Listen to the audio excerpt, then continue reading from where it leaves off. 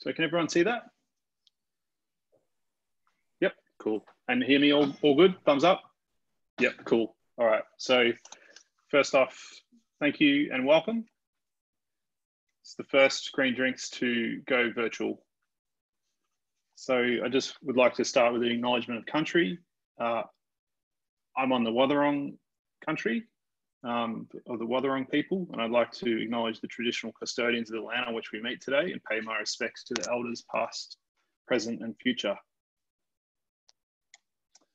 So just a bit of etiquette, please keep on mute and be courteous in chat. Write questions in chat and we can come to them in the question and answer time. Be respectful to other participants. The talk is public and being recorded to be used by Breeze. There'll be an opportunity for announcements as well, and have fun. Just if you need to grab a drink or anything, just do it, no worries. So just a brief intro to Green Drinks. So this will be the 7th year in Ballarat. The image there is the very first one, which was in 2013 for the World Environment Day. And it was started by Micah Demert. It's been dormant for a little while because of COVID. And so this is the first time it's gone online. Green Drinks occurs throughout the world, and it's a non-partisan event, and you don't have to drink alcohol too. So it's not really, you don't have to be a Green member or you don't have to drink. So, and it's an opportunity for NGOs, government and business to talk and network.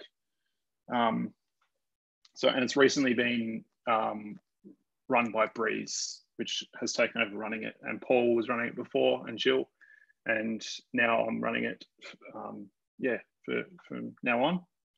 So just briefly about me, if we haven't met before, I've just recently finished my Masters of Environment and I work for a non-for-profit supporting renewable energy. I'm on the board of Breeze, and yeah, so I'm passionate about the environment. So without further ado, I think I'll stop sharing. I might I'll let some more people in. Just briefly though, I think, Liz, are you there? Okay, Miriam. Do you want to?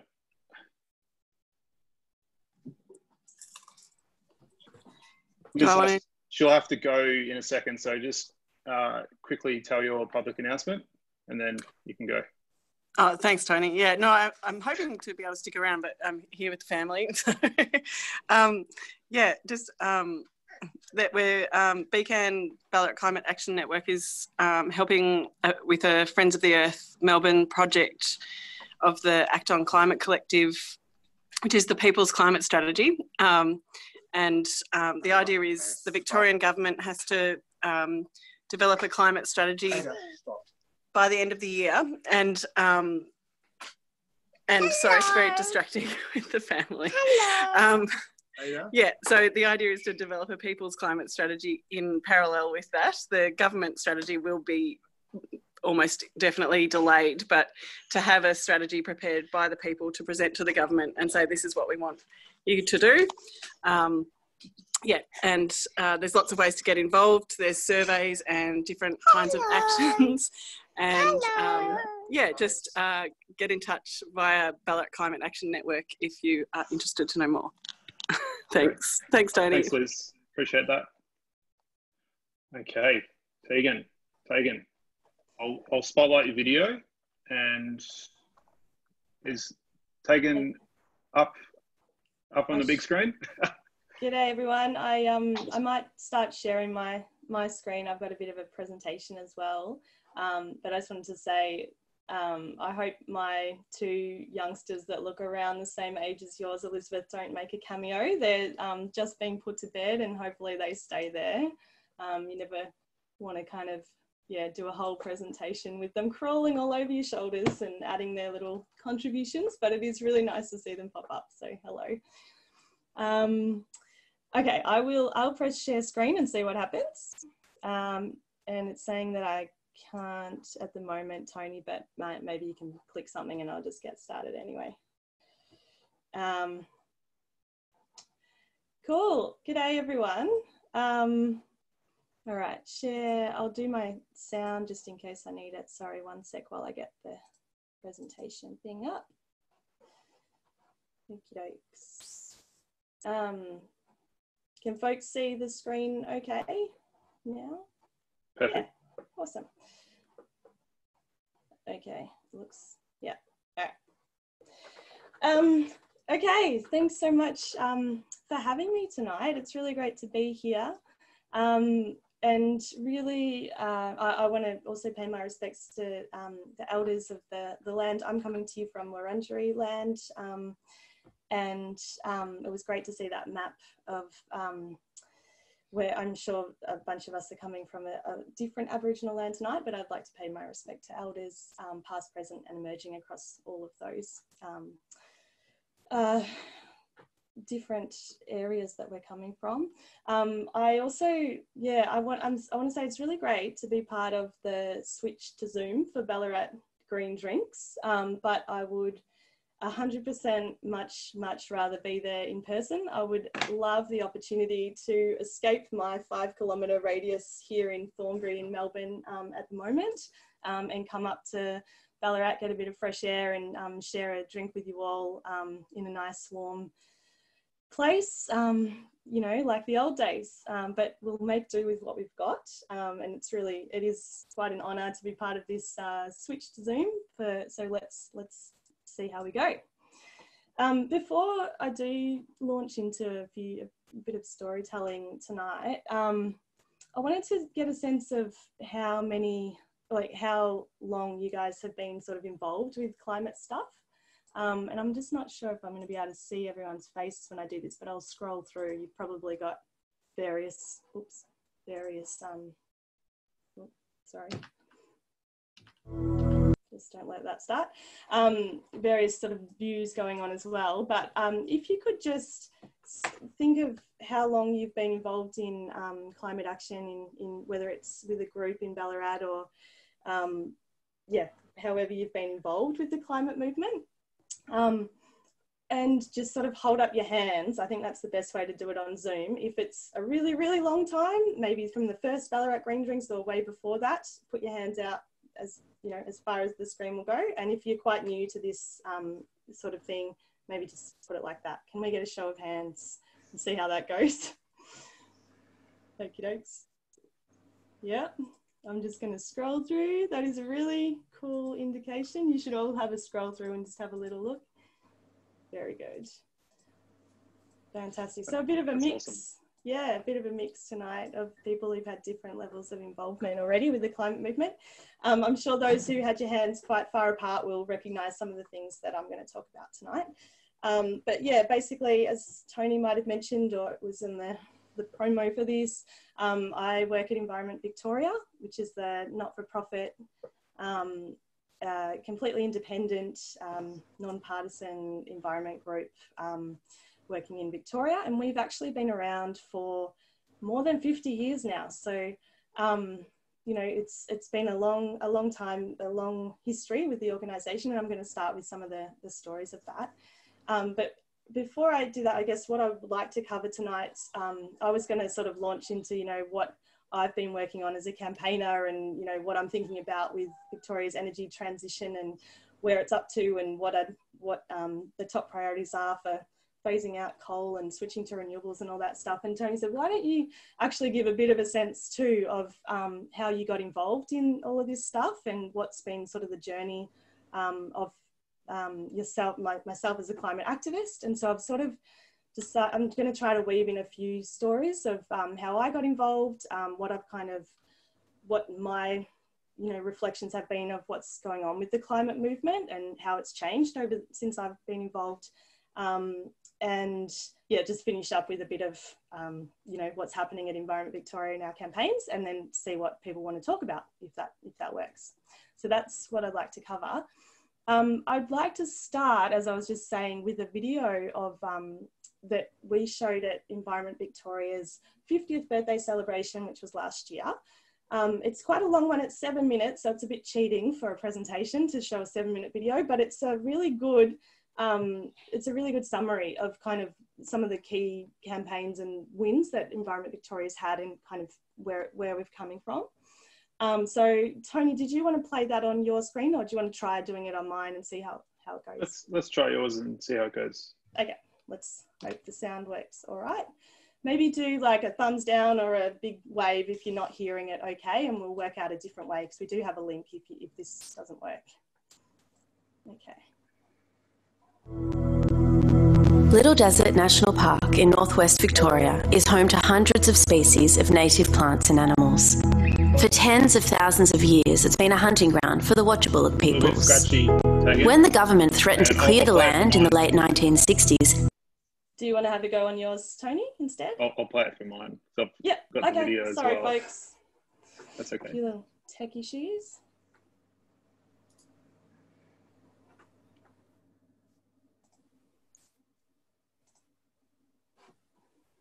So, can everyone see that?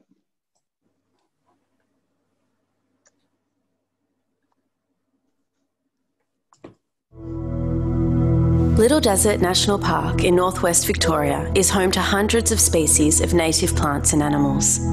For tens of thousands of years, it's been a hunting ground for the Watchabullock peoples.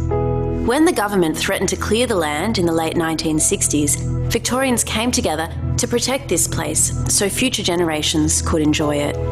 The campaign created a new organisation which has been protecting Victoria's beautiful environment for more than 50 years.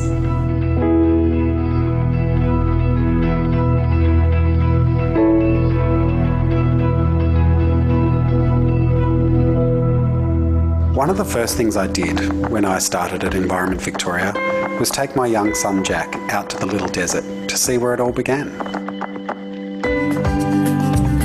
The Little Desert campaign was an historic moment for conservation in Victoria. It galvanised diverse groups to protect nature. The decision to create the Little Desert National Park was a major breakthrough in the way we look at land. The campaign for the Little Desert was important because it was the first campaign of any sort which had caused a government to change its policy in relation to land management. Now, the vegetation of the Little Desert has reverted and is reverting to what it might have been before settlement.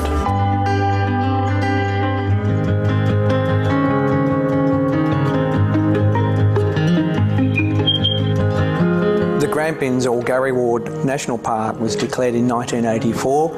It had taken 5 years of energetic campaigning to achieve it. Shortly after I joined in 1979, the CCV, as it was then, had just released 2 reports to lobby for the Grampians National Park. The Grampians had had everything taken out of it by the Forest Commission and was ripe for national park status.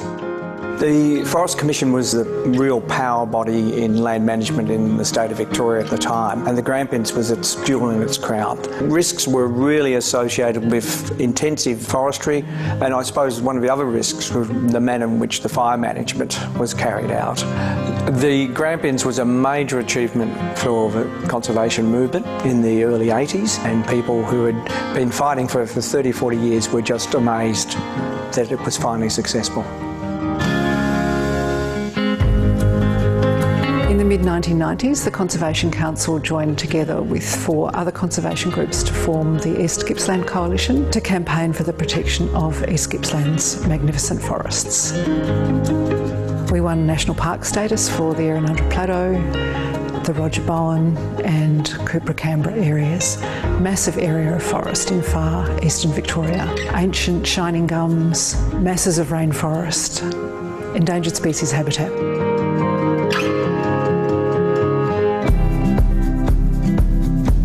Western Port Bay is this incredible wetland sanctuary just 80 kilometres from the heart of Melbourne. Again and again, it's been threatened with massive industrial development.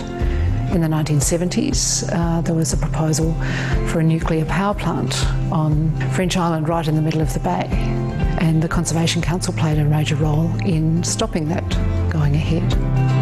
In the 1990s, Shell and Mobil wanted to turn it into an oil import terminal, and we worked with the local groups and fought them off. It was a really inspiring win.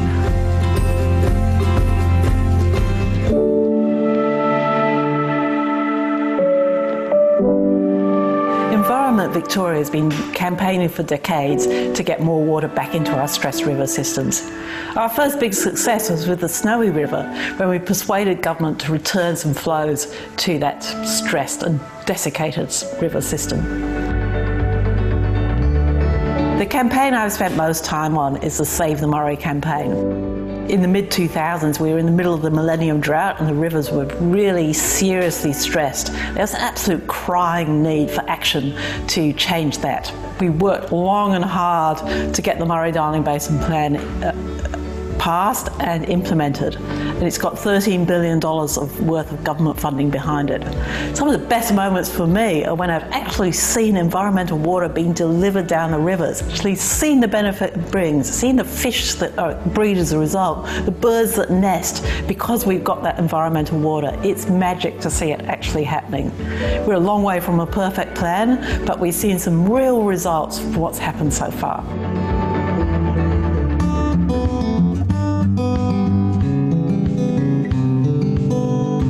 Environment Victoria is one of the first organisations around the country to take climate change really seriously. Way back in the 1970s, we were running campaigns to prevent new coal-fired power stations being built in Latrobe Valley. I came to the organisation in the mid-2000s, and one of the first things we did was organise really massive climate change protests, the Walks Against Warming, and we had 30, 40, 50,000 Melburnians turn out each year for those rallies. The longest standing campaign, though, was the campaign to replace Hazelwood Power Station, and we really put that on the map as one of the dirtiest power stations in the world, and had many trials and tribulations with that campaign over many years. But the 2014 mine fire, when the mine was on fire for 45 days, was a real turning point. We put images of that fire on postcards and managed to get them delivered to the French Energy Minister on French national television. And she made a statement which essentially was the moment when Hazelwood was decided to be closed. And as Hazelwood closed, Victoria's emissions fell by 10%, which made it one of the most profound things that we've done in this country to tackle climate change.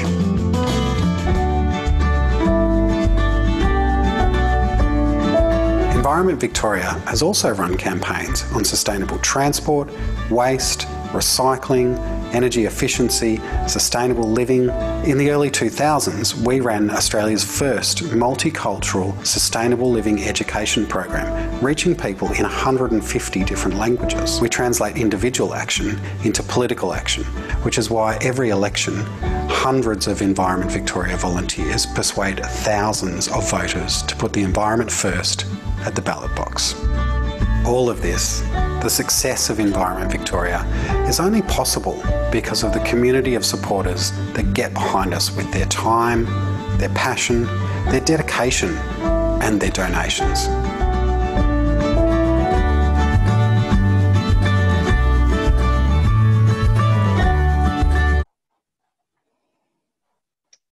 That's awesome. Thanks, Tony. I'll put you... You put me back up. Spotlight. Back on you. Excellent. Thanks. So yeah, so there you go. There's a whole lot of stories there. You don't need to hear from me. It was pretty comprehensive, sort of run through the last 50 years of campaigning in Victoria.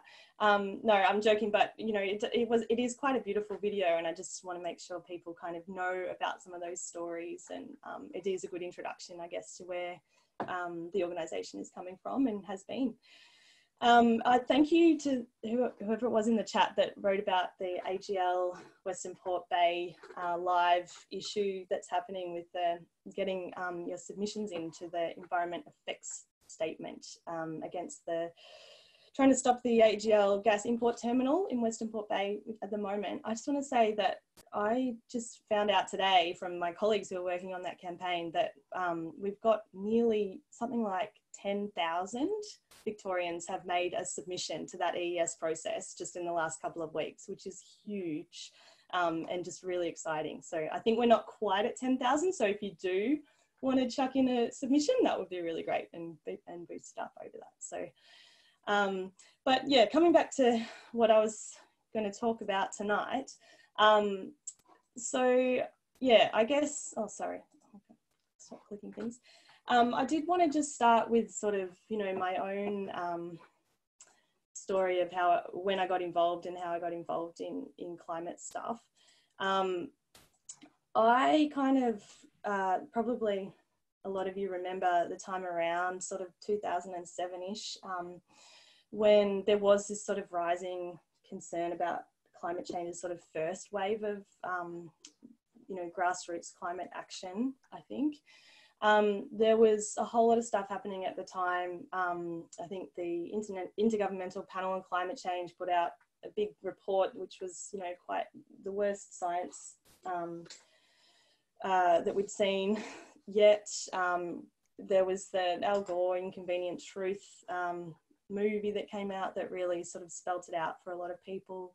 I was studying at the time at university and did a thesis on the Stern Review, if people remember, from the UK, the economist that came out and said, well, the costs of action on this are far outweighed by the costs of inaction, and, you know, those sorts of points were being made for the first time. We did see a lot of people getting active at that time, and in the video you saw some of the walks against warming, and probably some of you were at some of those. We had the Millennium Drought was happening at the time. People remember about 10 years of drought where it just didn't even rain for a decade, it felt like, which led up to, you know, the Black Saturday fires, which were just awful. So all of this stuff was happening, and the politics around the end of 2007 was the end of the Howard era, and Kevin Rudd got voted in, calling climate change, you know, the greatest moral challenge that we faced. So around that time, I was, yeah, like I said, sort of finishing up university, and had started working in policy and then in research as well at Melbourne University. And I remember reading Climate Code Red. I don't know if anyone else has read that book. It's pretty old now. That hands up if you've read David Spratt and Philip Sutton's book, Climate Code Red. So the thing, I was sort of reading that. I was reading it on the train. We were catching the train back from up in Darwin down to Adelaide. If anyone's done that train journey, it's absolutely beautiful, a good place to think. And I remember reading that and just thinking, the thing that book really spelt out, apart from how scary the climate science was just around the gap, I suppose, with the politics, and the fact that politics as usual was actually not going to be good, was never really going to be able to address this issue. And it sort of was something that it kind of, yeah, for someone who I grew up in the Macedon Ranges, and people aren't particularly kind of revolutionary there. There wasn't a lot of sort of raging against politicians going on. And so I think for me, just sort of making that realization of, well, politicians aren't actually going to save us from this. I'm going to have to do something and get involved and sort of figure out how to actually shift politics on this issue. Luckily, I had a few friends around, and my partner is, you know, grandson of Holocaust survivors, and had moved here his family had moved here when he was 5 from Argentina, and so, you know, he had a lot more experience, I think, with fighting back against sort of a political system that wasn't really necessarily looking out for your interests. And so I was able to sort of get introduced to a whole a whole range of tools, I suppose, for actually trying to get involved in shifting the politics. I'm sure a lot of you have had similar sort of realizations and found out and had similar enablers as well, which might be good to hear some of the stories in the discussion afterwards. But basically what I decided to do when I was on that train and talking to my partner about it was get involved and start a local climate action group. At the time, we lived in Richmond in Melbourne. So we started a group called Yarra Climate Action Now, which some of you may have heard of. They're still around today, actually, going strong. So this is some of the stuff we got up to at that time. we formed the group in about 2008, and you know, it was all voluntary, and there was a lot of passion, a lot of energy. I remember the first meeting that we called, we weren't sure if anyone was going to show up, but then we got you know, a good group of people who were absolutely disgusted by Kevin Rudd's announcement at the time that, you know, his action on the greatest moral challenge was to reduce Australia's emissions by 5%, and that just wasn't going to cut it. And so a lot of people were pretty angry and wanted to join in and do some stuff. And the first action that we did was run some stalls down at Richmond Gladell Street Market, if anyone knows the area, with big cardboard cut out of Kevin Rudd and all these signs asking people to tell him what you thought of his decision. So yeah, we got amongst it, and we sort of did a whole bunch of tactics. Some of them we helped with organising some of the big protests down at Hazelwood Power Station at the time. We got involved with door knocking, and some of you might have been around with the 100% renewables campaign. I know that was, do people know Andrew Bray? I know Tony works with Andrew Bray at the moment, but yeah, he's the legend, and he was working with 100% renewable at the time. Is he one of the founders of Breeze, or he was just involved? Anyway.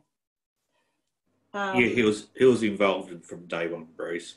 Yeah. So yeah, we got involved locally, but we also got hooked in to a national network of these sorts of grassroots climate action groups. I'm not sure if Ballarat Climate Action Group was around then. I know Breeze was, and so yeah, there was just a whole lot of different groups active and kicking off at that time.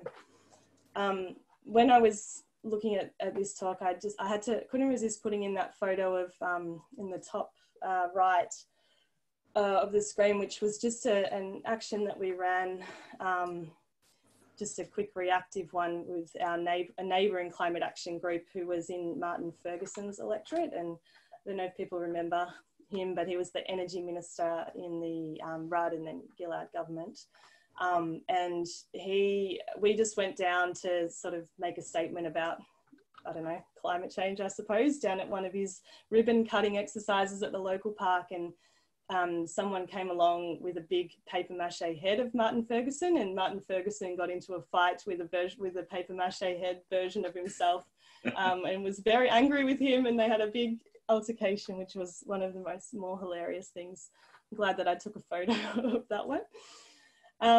Anyway, so I definitely got involved and active. I think I wouldn't say that we really knew what we were doing in our climate action group, and it was pretty tiring as well at times. I'm not sure if people can relate to that, but we just had formed some of the most fantastic relationships with people. It was incredibly fulfilling, and learned a lot about, I guess, on the job of just what's involved in campaigning.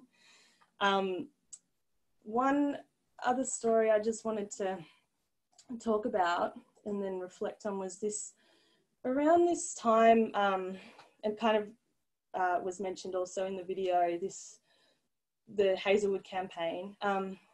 One of the things that we did in our local climate action group was really put some pressure on our state MP, Richard Wynne. He's still the state MP for Richmond. And, you know, so we just thought, we were in a Greens Labor marginal at the time, and he was getting, and they were in government, this was back in 2009 and 10. And so we thought, he's getting pretty worried about all this climate stuff, and about the Greens. Basically, Adam Bant had been just recently elected to federal parliament, exactly 10 years ago now. And we decided that we would show up outside his office on Smith Street in Collingwood every single week with a big banner talking about how Labor was supporting or not doing enough to get us off coal. particularly around sort of, you know, wanting them to act and close Hazelwood, the most dirty power station at the time. And yeah, so we showed up, we called it our rebranding, and we showed up outside his office 40 weeks in a row, and then had a big birthday party when it was the 40th week. And, you know, all of that sort of stuff meant he was, you know, we weren't the only ones putting pressure on, but it turned out that the Brumby government then announced that they would close 25% of Hazelwood, which, you know, of course we then said, no, replace all of Hazelwood, because that was, you know, that's what your role is as an activist to do, to push for what we need. And so that was fine, but it was sort of like, it's actually, looking back on it now, quite amazing that they agreed to that, the Labor government at the time, because I don't think any other Labor government since has really sort of come out with a statement that we actually need to start closing a coal power station, and we're going to be responsible for making sure that happens. Hopefully that does start happening a little bit more soon, but at that time that was quite a big thing. And then of course the ALP, state ALP promptly lost the state election straight after announcing that. Not necessarily related to that, of course, but it was a surprise.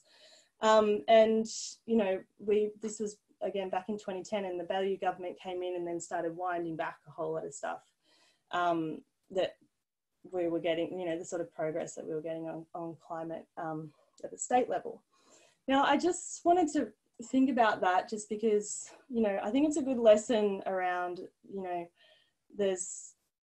climate change is such a big thing, right? And there's, you know, you can win battles but lose wars pretty often.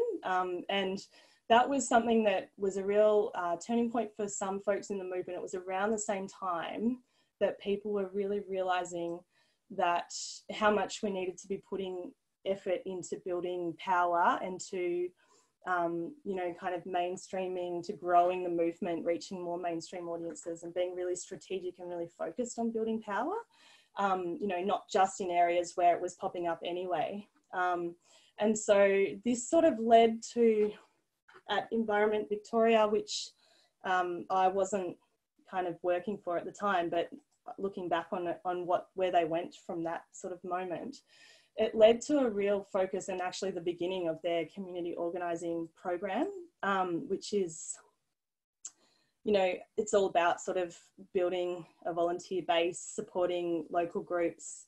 In this case, they spent a couple of years building power basically in all of the Sandbelt seats, the most marginal seats, and some of the eastern suburb seats as well, building groups there, really talking about environment issues with folks where it wasn't necessarily just happening. And, you know, and then the next election, there was sort of, you know, a shift back to Labor, which was where the Andrews government got in basically. And so, yeah, I think it is a sort of, you know, I wanted tonight to just sort of reflect on my own stories, but also think about how that's kind of intertwined with some of the movement lessons that we've seen. And I think this focus on building power and taking on board some community organising principles, which were kind of, you know, were already present in the union movement for many years, and certainly became quite popularised in Barack Obama's campaign in the US, for example. The environment movement really started to take them on in around sort of 2010, and, you know, is still trying to learn some of that stuff now. And it's one of the reasons that we're getting more powerful and more strategic and bigger over the years.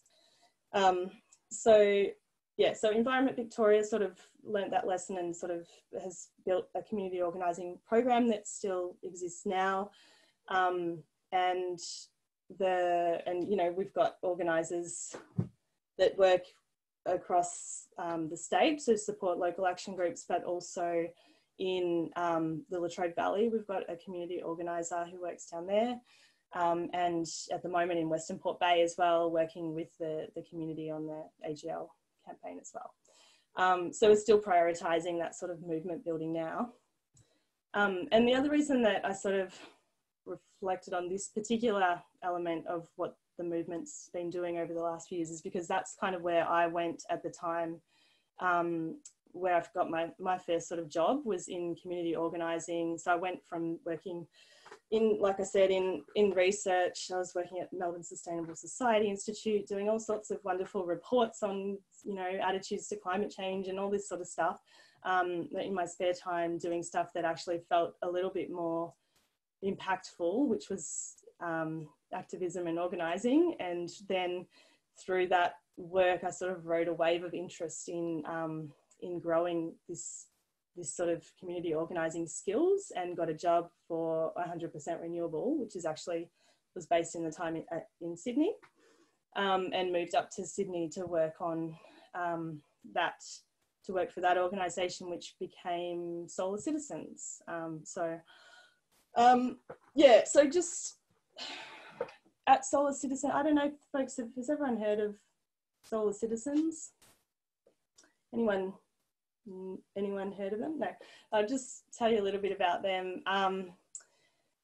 So yeah, they launched, like I said, the 100% renewable community campaign was one that folks in Breeze were involved in, was working with community groups around the country calling for 100% renewable. When it looked like the Abbott government was about to get in, they sort of shifted gears and thought, well, you know, where are some of the opportunities to bring in new voices and new people to the movement, and particularly ones that might be able to influence conservative governments. A friend of mine who was the founder of this organisation, Lindsay Suter, who's an amazing woman, lives in Sydney, decided to, she was thinking about, well, there's now at that time over or nearly 1 million households in Australia with solar panels on their roof. This was 2013 now. And they, you know, they're all getting solar panels, not necessarily because they want to see strong climate action. A lot of them are getting it because it makes financial sense. And particularly looking up in Queensland, there was a lot of people just going, I just want to save money on my bills. And so her idea was to kind of think, well, what if we could sort of organise those people, create an organisation that could stand up for them for whatever reason, celebrate the fact that they have solar and that they are therefore part of this, you know, push in the right direction with our energy system. And yeah, basically it was a strategic effort to turn all solar owners, and you know, it wasn't exclusive. If you didn't have solar, you could still be part of Solar Citizens. So solar owners and solar lovers into a political force, a constituency that we could represent with politicians and sort of take, do some lobbying efforts around it.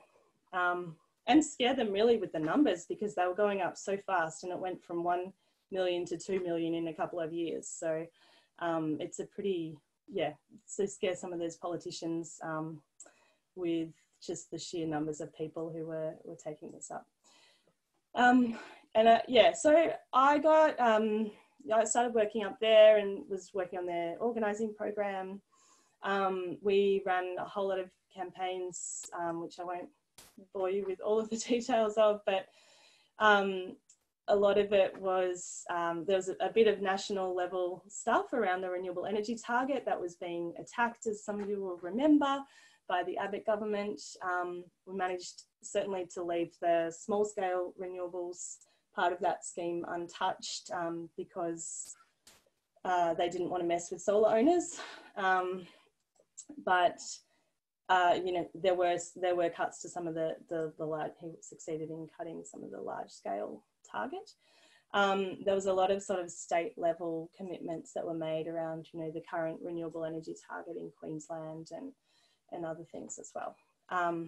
But yeah, like I really saw the value in that strategy every day while I worked there. You know, I would take people who worked in the solar industry who had didn't really think about climate change, hadn't engaged with the science of climate change, but were absolutely willing to fight for renewable energy policies and the solar industry. And when you can tell, you can congratulate them for being part of something that's a climate solution, they, I think responded a lot better than some other approaches that people probably feel they're getting as messages from climate activists, if that makes sense. So yeah, and I think, you know, I'm kind of gone a bit more national because I moved up to Sydney and the focus was more in Queensland and New South Wales, but certainly you can see in Victoria, the state government has gotten that message, and with the that solar's popular, and you would have seen that in the last election with their solar homes program announcement, which they clearly saw as a big vote winner, and it's a pretty massive program to support solar. Yeah, so I think the main point I guess I wanted to make is that over the years, you know, we've seen the movement focus more on building power and get more strategic and bring in just different constituencies and just work well and better with different allies. We've seen it with the coal seam gas movement. We've seen obviously in recent years new waves of power brought into the movement, which has been incredibly exciting to see. The school strike, the climate action. I think there's one coming up in Ballarat as well. Am I right? So there's going to be a global one on the 25th, is it, of September? Tony? Hazel is from the Ballarat Climate Co-op, who also organised for the school strike. She's here like right now, so hi Hazel. She might be able to tell us. Hi. Yeah. I think it will be a global thing, but to do with the gas-led recovery. But in Ballarat, I don't think we'll be having a physical strike. It might be some sort of physically distanced demonstration or an online event maybe. Fantastic. Well, I look forward to hearing more about it and supporting that. Yeah, so I guess it's really been great to see different groups of people coming into the new waves of energy coming into the movement, seeing the Parents for Climate Action, the bushfires survivors for climate action. While it's obviously not great that they've formed, you know, like it's a new voice that's really important to have in there.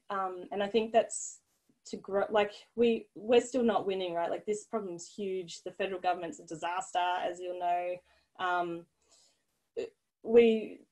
The forces we're up against are incredibly powerful, but we just have to keep fighting. We have to keep getting bigger and we have to keep getting smarter. And the more that people can see themselves in the movement and different, you know, can see people like them, the more that they will join us, I think.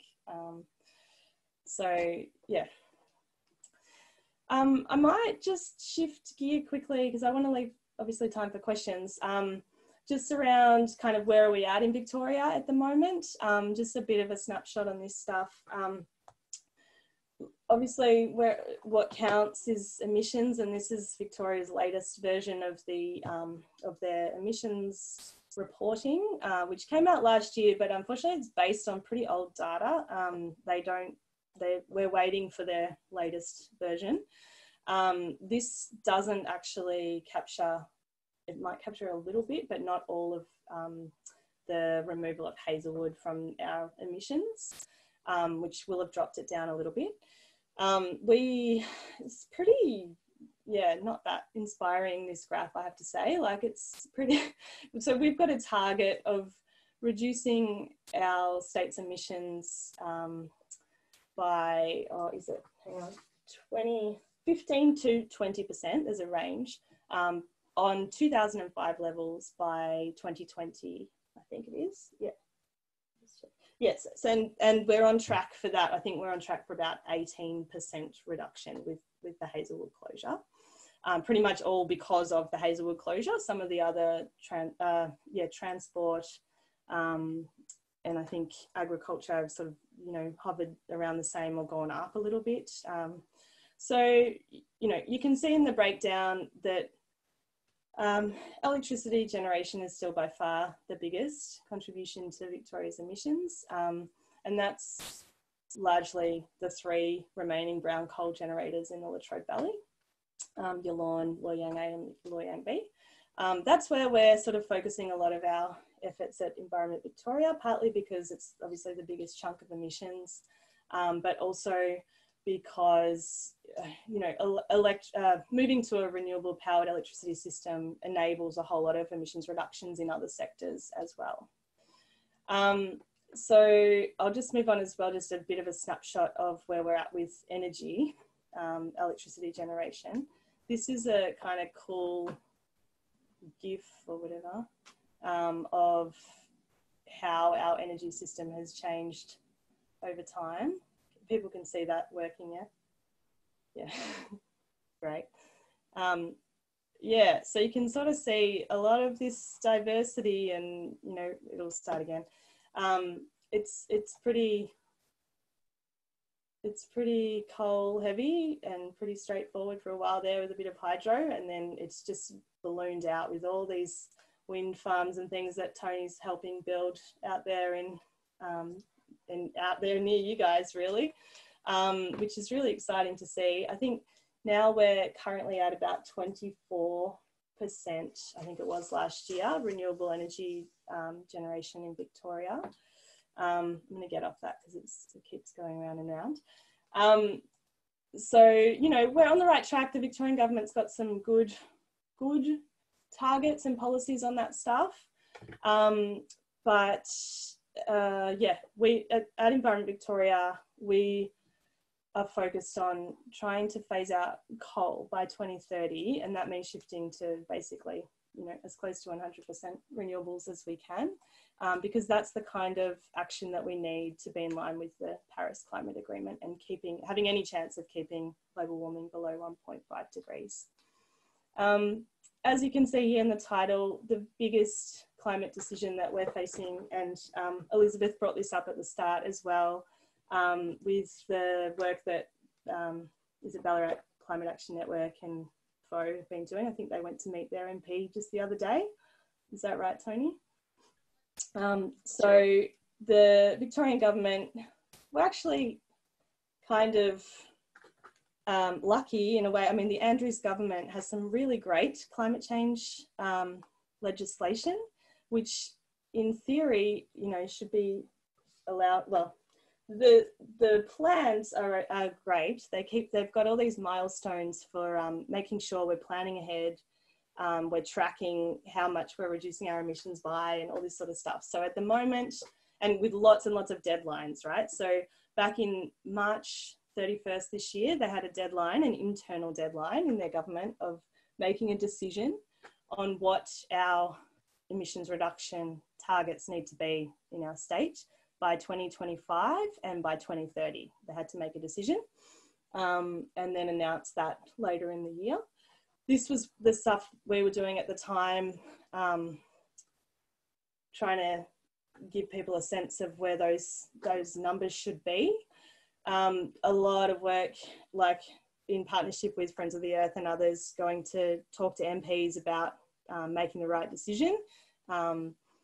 And, you know, we had a couple of full page ads in the paper straight after the bushfires, people just saying, we need you to act in line with 1.5. We need state leadership because we're not getting it at the federal level, and you've got this opportunity to actually set an example and do the right thing here. We had hundreds of, you know, high profile businesses and groups signing on to letters calling for this. And we are still waiting for that decision.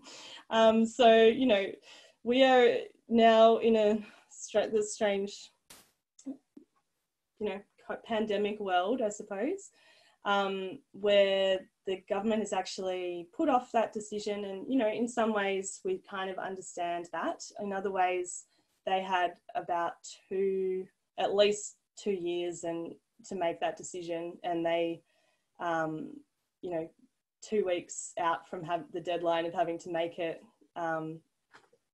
obviously had not made the decision on what to set those targets at. And then now we've got the pandemic as, I guess it's an excuse, it's a delay of actually setting that. So we are pretty disappointed about that, and obviously working to try, with the new situation that we're in, to try to understand what their new timeframes are and how they're actually going to be making this decision and how we can make it the best possible decision in this timeframe. I guess this is one of the opportunities of, and kind of the point I wanted to finish on and let other people have a chance to talk. The pandemic is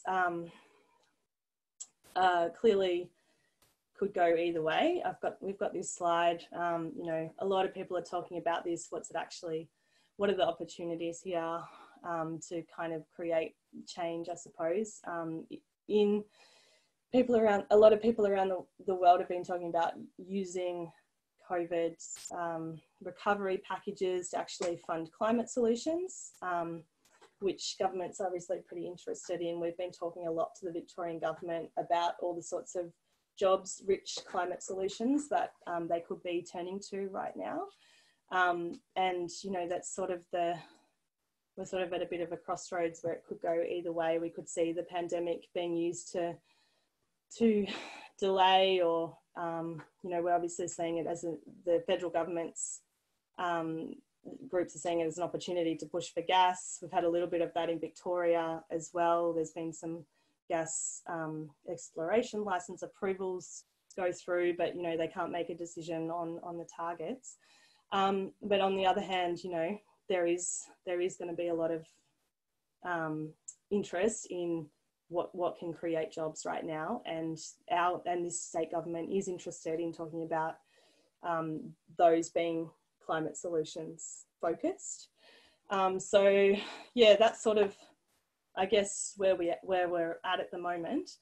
I might actually just leave it there and just see what folks want to talk about. But yeah, I guess I just want to say thanks for letting me ramble on about some of those stories and reflections, and for the opportunity, for the excuse to kind of think about it.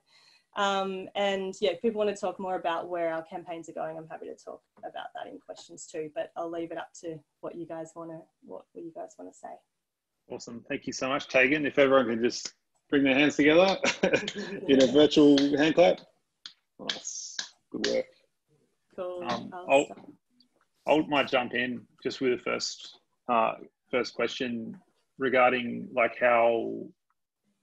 firstly, just thank you for interweaving your story with the larger climate journey. That was really cool. I was just wondering, when did EV decide that climate was something to campaign on? Because in the video, they went from Little Sandy Desert National Park, and now they're campaigning on climate. Yeah, I mean, I'm probably not the best person to speak to that, because it was well and truly a focus when I started there back in, 2017. I started working at Environment Victoria. I think it's probably the best clue is what Mark Wakeham said in the video. It was around the mid-noughties, I think, when probably just before I sort of twigged onto it, when it was just becoming really obvious that, to protect all of these natural places that we love so much, we were going to have to grapple with emissions and what that was going to do in the long term. I think there is probably still a tension there, and we often feel we need to remember that there is nature right now that needs protecting, and find that balance. It's tricky. Yeah. Someone emailed in a question, and I might go to them if you can. Don, do you want to unmute yourself and ask your question?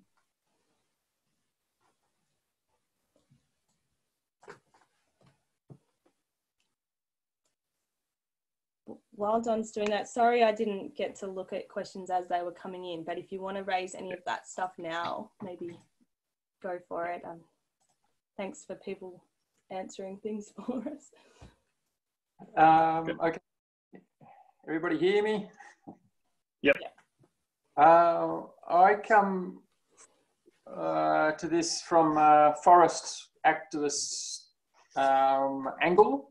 So I've written here, wondering how forests are factored into campaigning for climate. Given the tall forests at Melbourne's east have the capability of storing masses of carbon. So lady at the Australian National University, Heather Keith, she works with Linda Meyer. So her amazing research has found that it can actually hold 2,000 tonnes of carbon per hectare. And our state government is, woefully negligent in terms of management. Like the forest industry says that forest is great at taking up carbon, but that's not the main game. The main game is that a forest is potentially, you could see it like a warehouse. So you've got all this carbon metaphorically on the shelves. The way we're managing it, we might have a lot of carbon there and then it all goes out. So it's going to take 200 years, 300 years to actually, it might take 400 years to get 2,000 tonnes per hectare in. So the forests are a major lever if we could, to sort of turn the cycle around. Instead of liberating it, we could actually sort of get it back in. And also just to point out that, so people would say, oh, it's a bit of a waste of time because it's all going to burn anyway because of wildfire. But the science says that the carbon that is lost is in the fine fuels. So the actual potential of the forest is, if we do get rain, trees will grow. We can actually get that carbon, recover it. I'm not sure, it might take 15 years. They've probably done the maths on it now, but after a while. What's your question, Don? What's your question, Don? What's the, I'm finishing up. So are the forests on the climate campaigning radar? Yeah, I think they absolutely are. I mean, I think the difficulty is how much is on the radar for climate campaigning. Do you know what I mean? So we tend to have to make decisions about what to focus on, but knowing that as well, that we've got the Wilderness Society and other groups in Victoria that we often turn to about some of this expertise, and certainly help jump on when they're leading campaigns. So, I guess they are certainly on the radar. They're not something that Environment Victoria is certainly not leading the state on at the moment. Yeah. I don't think anyone expects you to have all the answers taken. Oh, good. Yeah. No. It sounds like you're pretty knowledgeable yourself there, Don, on that stuff. No. So nobody expects you to have all the answers. So drawdown is obviously very important, but number one is put out the fires. Yeah. Put out the fires and then draw down. So put out the fires. Talk about Hazelwood. That was a huge win. Yeah. Okay. Is there any other questions? Just put your hands up, and I think you can unmute. Hazel, you got any? Oh, Mel's got one. Jump in, Mel. Just wondered. I mean, I'd love a green. Obviously, I'd like green policies to prevail here. But if the Labor government or any other government does start to do the right thing, surely there is a role for saying, good on you. Like there's a bit of, like, I don't think we should be totally negative, that's all. Do you agree? Yeah, I absolutely agree, Mel. I think that's right. I think we see our role, I suppose, as making sure we congratulate them when they do the right thing, but that we hold them to account when they don't. So it's a bit of a balancing act with governments that are a bit up and down. Some are a bit more black and white. I think the federal government is a bit easier to deal with. Yeah. It's a good point though. They're doing some good things, but like one of the points I made at the start, I don't think politics as usual is going to address this in the right way. So we just have to keep pushing the line on the science, I think. Yep. Yes. There was one other question in the comments about what is Victoria's trajectory for climate? Do you know that specifically? Sorry, what is Victoria's? A trajectory for climate, like for the future temperature? Well, they announced that back in the previous version of their emissions results. They had a projection that said that we were on track to reduce our emissions by 18% by this year. Beyond that, they're not releasing, and they haven't since released their projections, and they're saying that it's part of the modelling that's going into the analysis of where they land with the 2025 and 2030 targets that they need to set. So it's all in the black box of what's going into that decision at the moment. Yep. Thank you. But by the way, I don't think I said this, but they're overdue for announcing the targets, but they're not overdue for announcing the plan to meet those targets, which is another element of their legislation, and a really important one, right? They could pull a figure out and say, we're going to reduce emissions by 50% by 2030, but not tell us how they're going to do that. And obviously a short-term target, we need to know what actions are going to be taken. They're saying at the moment that they are going to release, they're not going to delay the actual implementation of whatever their plans would have been, which should start from January 2021.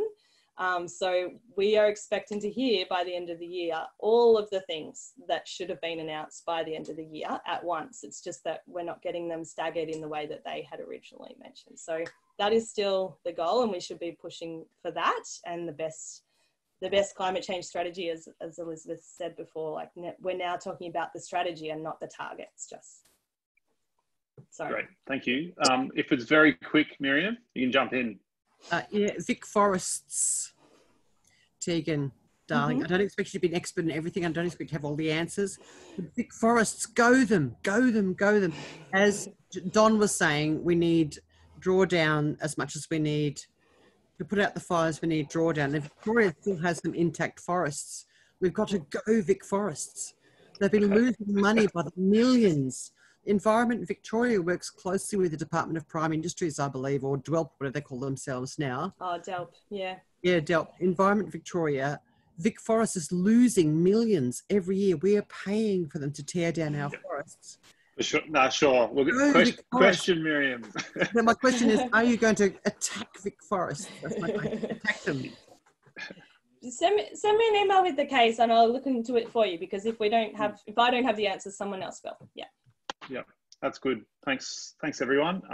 Thank you. That's the Q&A section. Is there any announcements?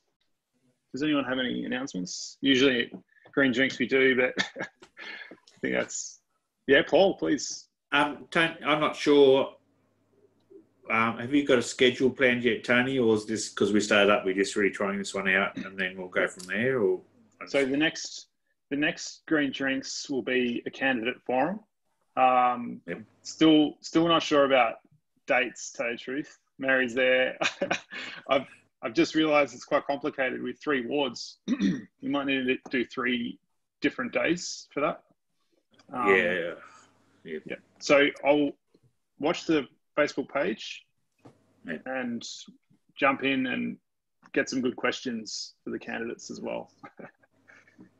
Cool. So I might leave it there. Thank you so much, everyone, for coming. Really appreciate it. It's good to see everyone's faces.